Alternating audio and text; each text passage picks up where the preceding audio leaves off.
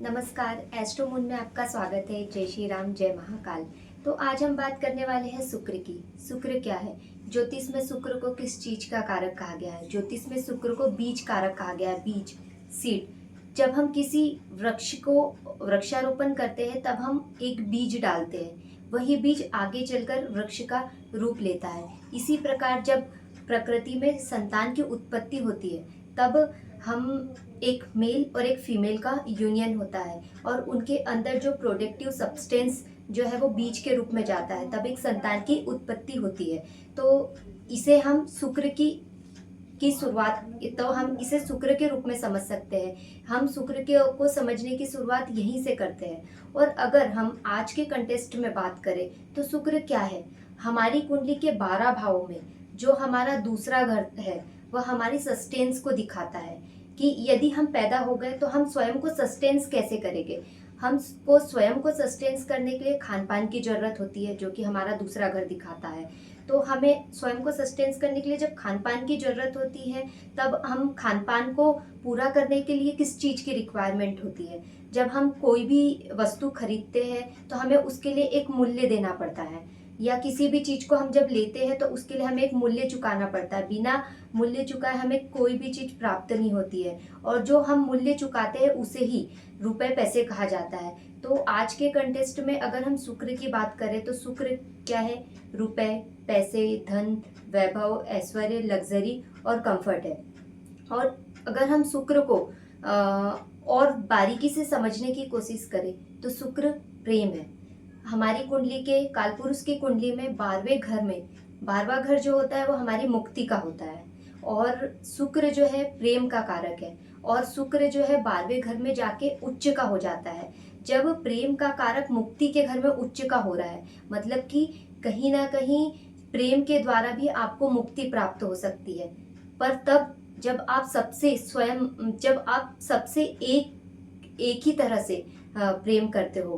प्रेम, वह प्रेम जो एक माँ अपनी संतान से करती है, वह प्रेम जो एक पिता अपने पुत्र से करता है, वह प्रेम जो एक भाई अपने बहन से करता है।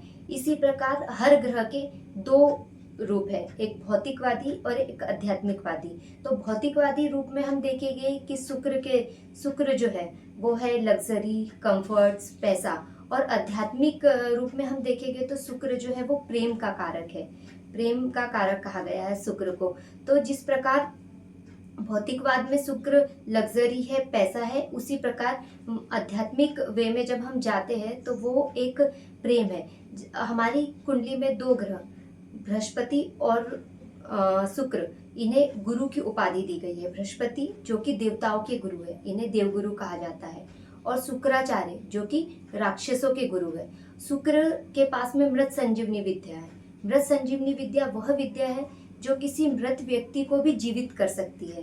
तो यह विद्या शुक्र के पास में है। और जब हम एक यूनियन की तरह बात करें तो शुक्र जो है एक मेल और फीमेल के विवाह के उपरांत जब इनका यूनियन होता है तो मेल की लाइफ में जब फीमेल का यूनियन होता है तो वह उसकी लाइफ में उसकी अर्धांगिनी है, उसकी पत्नी है। जब हम मॉडर्न डे कंटेक्स्ट में बात करें तो जो है मेल एनर्जी फीमेल को प्रोटेक्ट करती है। जैसे कोई भी पति है जो अपनी पत्नी को प्रोटेक्ट करता है। पर जब हम स्पिरिचुअल वे में बात करें तो फीमेल एनर्जी ज़्यादा महत्वपूर्ण हो जाती है। जैसे हम अपने देवी देवताओं के बारे में ही बात करें तो जब हम अपने देवी देवताओं के संदर्भ में बात करते हैं तो हम देखते हैं कि हम कभी भी राम सीता नहीं कहते, हम हमेशा सीता राम कहते हैं।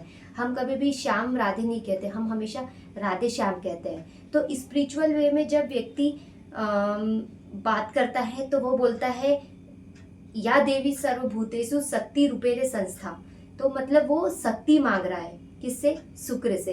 तो यही जो है वो शुक्र की परिभाषा है। तो आपको अगर मेरे द्वारा दी गई ये जानकारी अच्छी लगी हो तो आप मेरे वीडियो को लाइक करें, मेरे चैनल को सब्सक्राइब करें, और धन्यवाद। जय श्री राम।